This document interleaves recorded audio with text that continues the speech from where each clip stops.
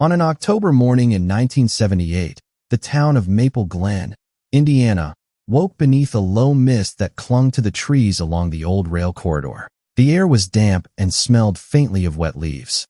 People rose for work as usual. The mill whistle sounded at 6, and Main Street lights blinked on in the bakery and the diner. Nothing about that Saturday seemed remarkable until a call came to the small Glen County police desk.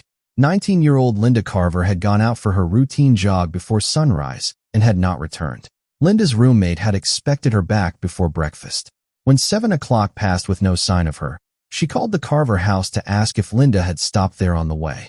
Evelyn Carver, Linda's mother, said no, and her voice already carried a trace of worry. By 7:15, that worry grew into action. The roommate phoned the 2-officer department on Main Street to report that Linda was missing from her usual 2-mile loop. Responding officers drove the quiet road that paralleled the disused rail line where Linda often ran. The morning mist still lingered close to the ground, softening the edges of gravel and weeds. Near the wooden planks of the old bridge, an officer stepped out and noticed something pale against the damp soil.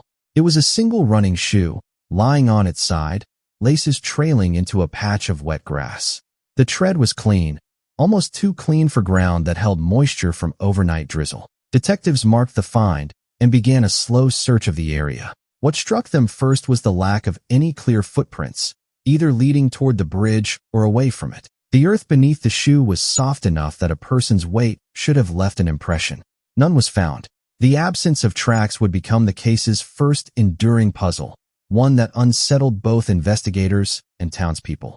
Chief Harold Dempsey, who had led the department for nearly a decade, arrived before 8:30. He ordered photographs of the scene and had the bridge rails checked for splinters or fibers. Nothing stood out. By mid-morning, searchers moved outward in a semicircle along the creek bank and the adjacent service road.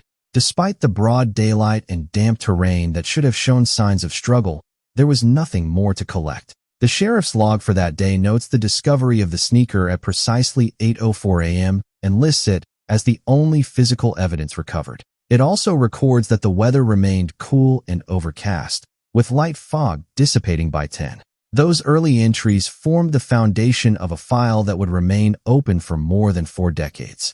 Residents of Maple Glen heard news of the missing student over the noon radio bulletin. Many knew Linda by sight from her work shelving books at the community college library. Parents kept their own children close that weekend, uneasy that a girl could vanish so near their usual walking paths.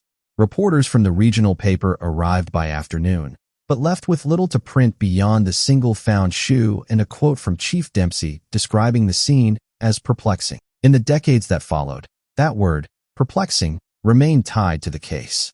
For the people who lived there, the image of the lone sneaker at the bridge became a lasting emblem of the mystery. On that cool October morning in 1978, Maple Glen awoke to an ordinary day, until Linda failed to come home. To understand why the trail went cold so quickly, we first need to know who Linda was and the world she moved through. Linda Carver was the younger of 2 daughters in a family that had lived in Maple Glen for 3 generations. She had just begun her first semester at Glen County Community College, hoping to qualify for the nursing program the following year. Friends described her as disciplined yet approachable, a person who greeted shopkeepers by name and kept a small journal of her running times taped above her desk.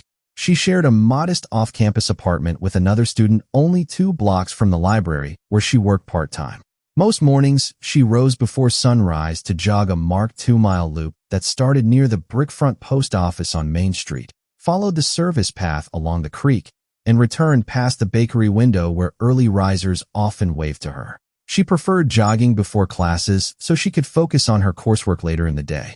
One memory that stayed with townspeople was of Linda stretching near the post office steps in the fall air, wearing a blue sweatshirt with the college emblem. Maple leaves were turning a vivid red behind her against the stone wall.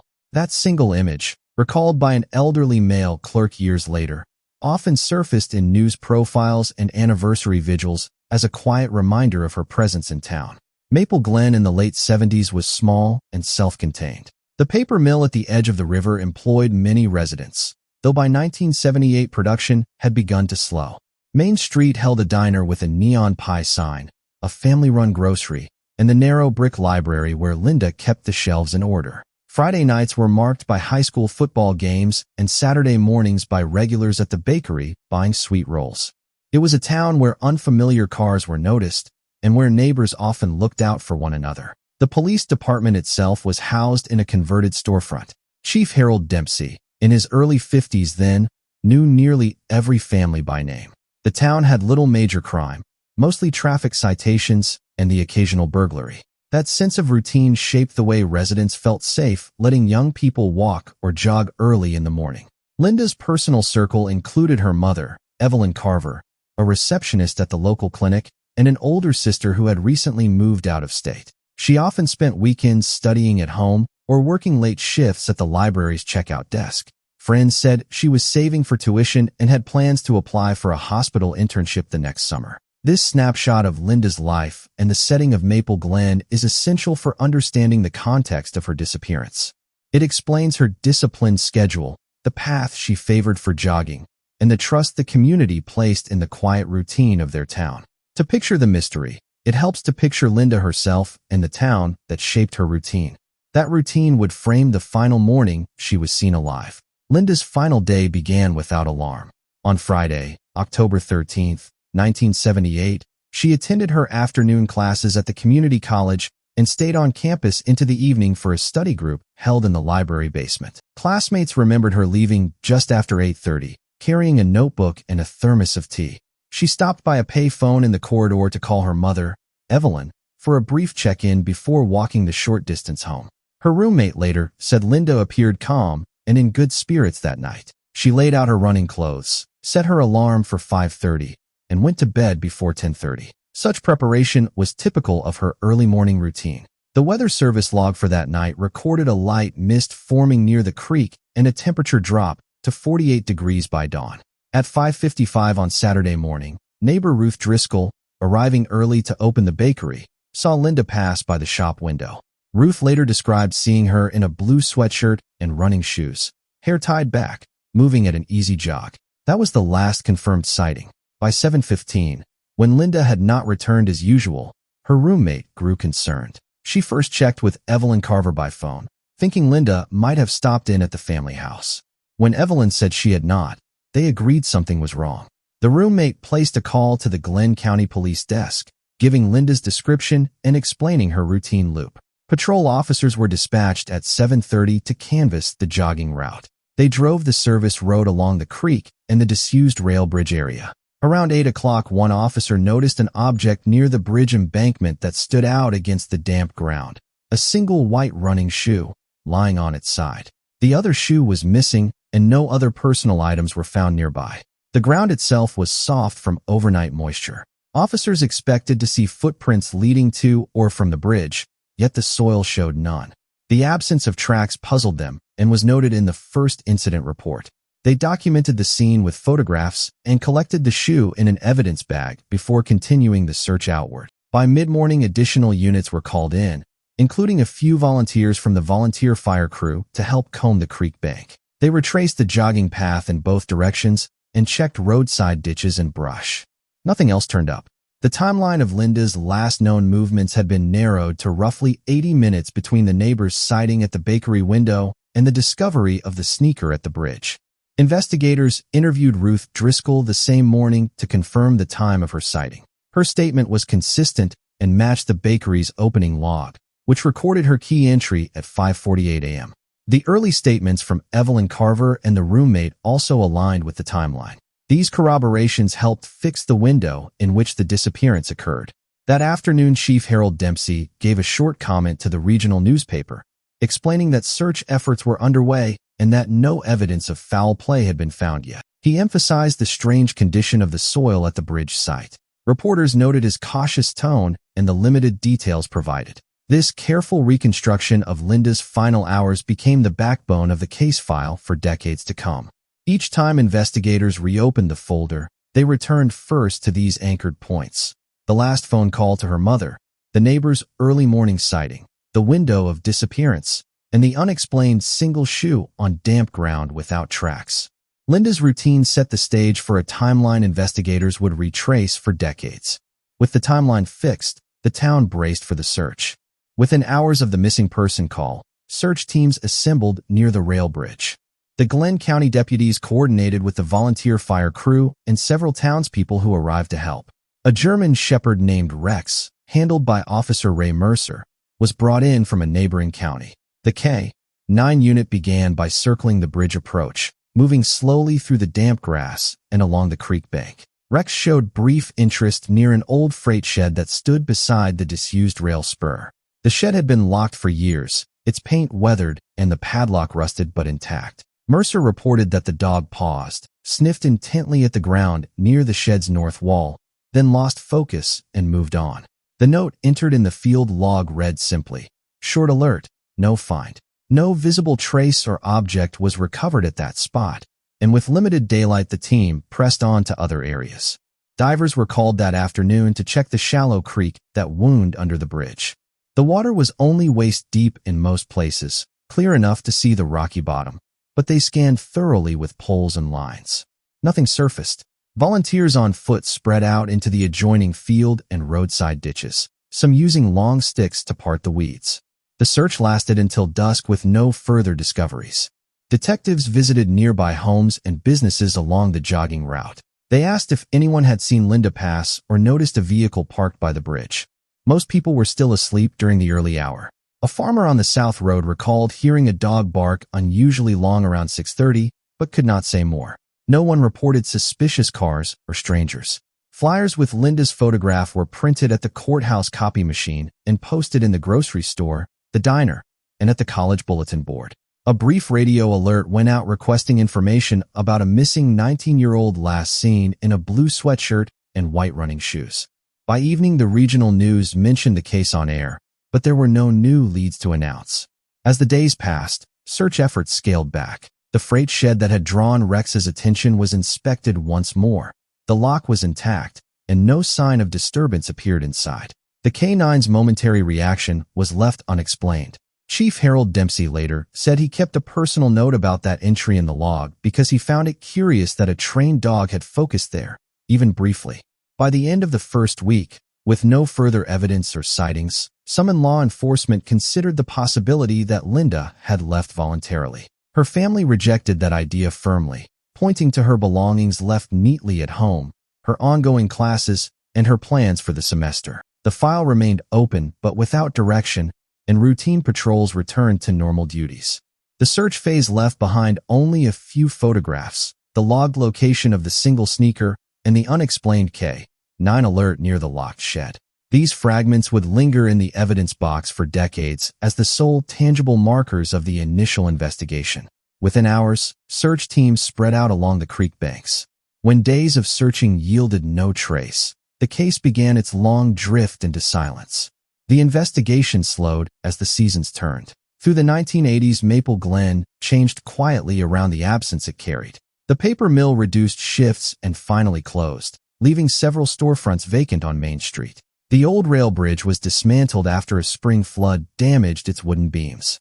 The freight shed remained standing for a few more years, boarded up, until it too was removed during redevelopment of the riverfront path. Linda's parents kept her bedroom as it had been. Evelyn Carver washed and stored her daughter's textbooks and left the quilt folded at the foot of the bed. Each October, on the weekend closest to the date of disappearance, a small candlelight vigil was held on the courthouse steps. Pastor Joel Whitman usually opened with a brief prayer, followed by a moment of silence during which neighbors placed small chrysanthemums beside Linda's photograph. Detectives who had once walked the case aged out of service.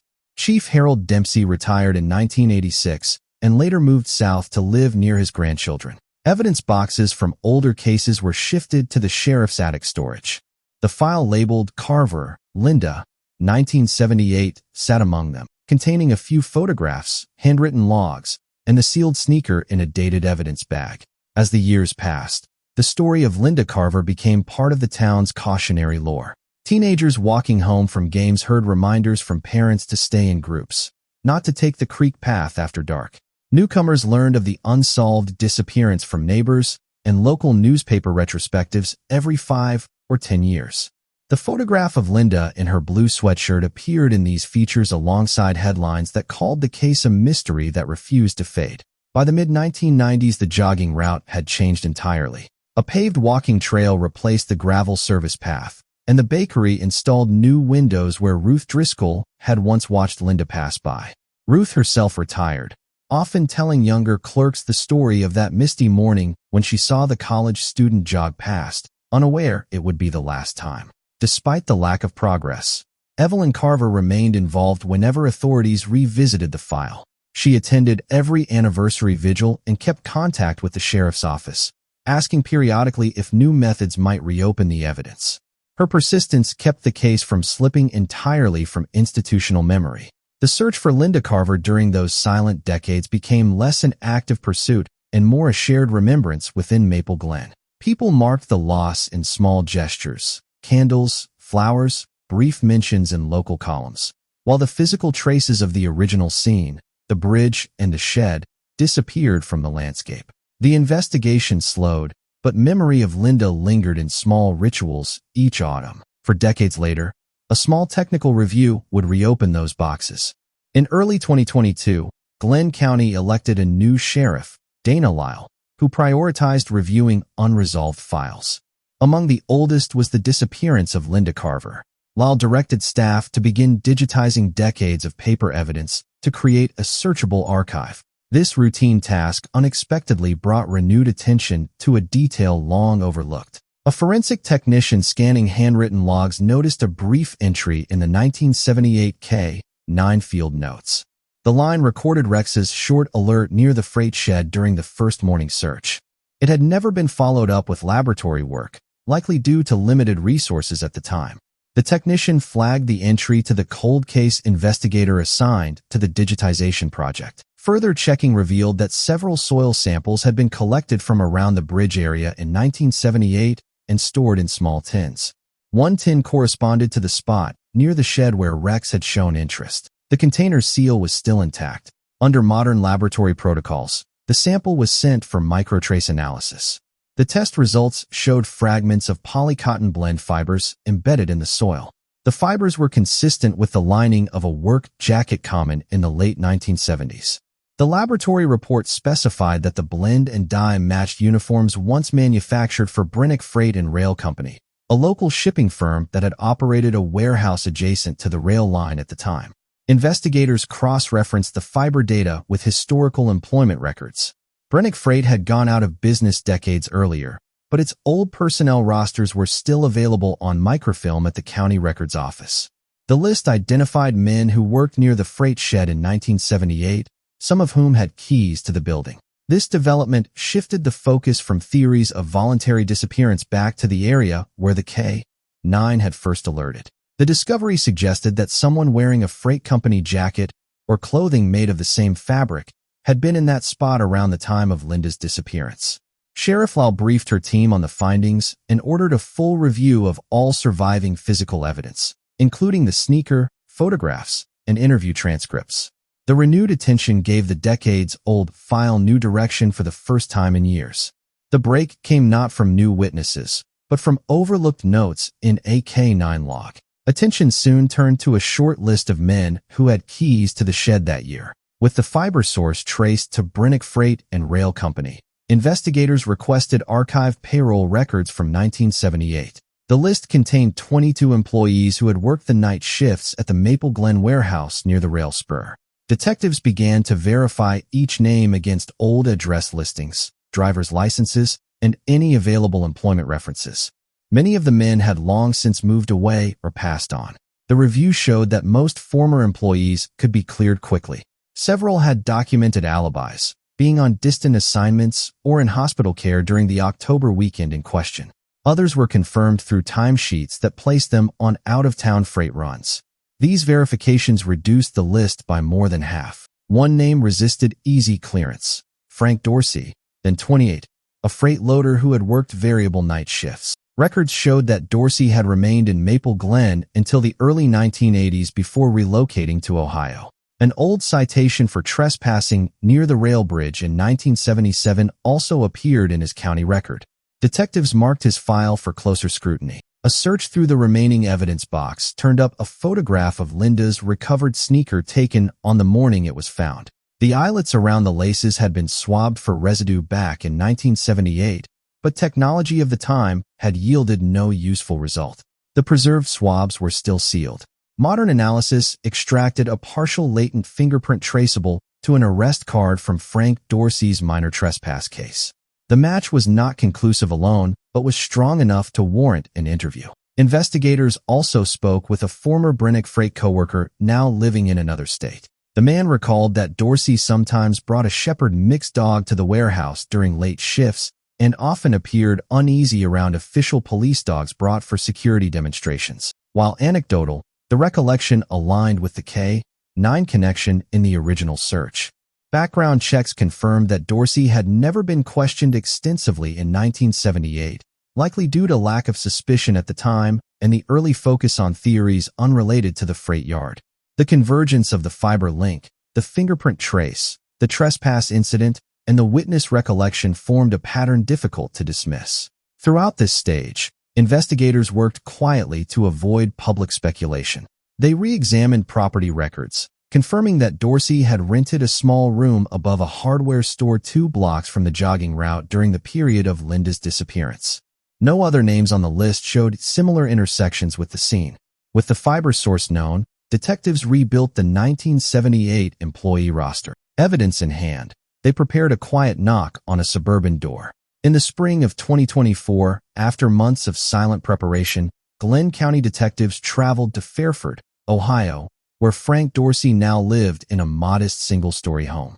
At dawn, they approached his residence with an arrest warrant issued on probable cause supported by the new forensic findings.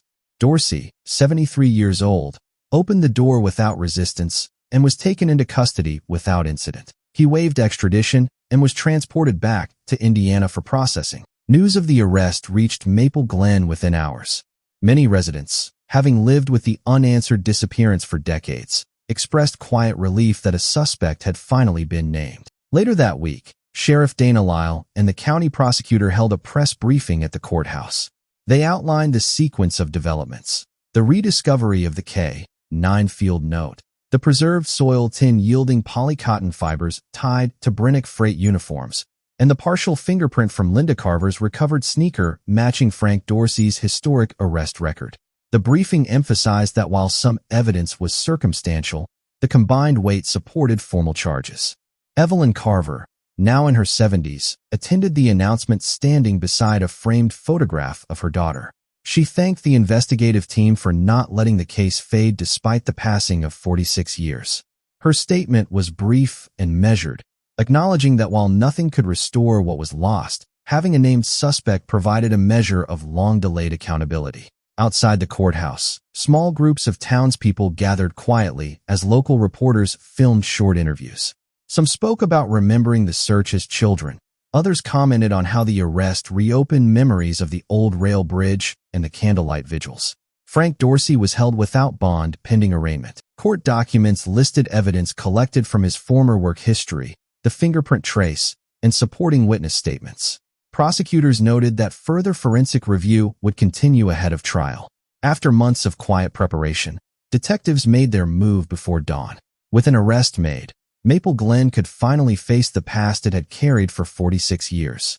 The case proceeded toward trial through the summer of 2024. Prosecutors credited the preserved soil tin and the K-9 log for guiding investigators to overlooked evidence.